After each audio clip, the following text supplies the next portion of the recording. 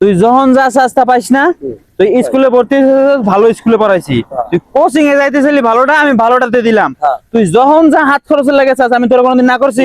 তুই নাম্বার আনতে পারস না কি লেগে?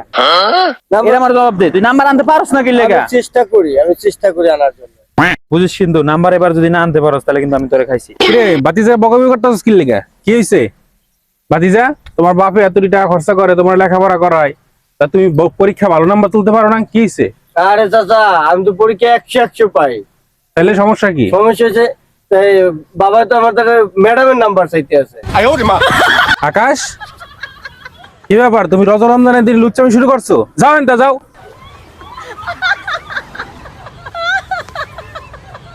আচ্ছা যা গেছে গেছে, বুঝছো? বাপের কথা কিছু মনে করো না।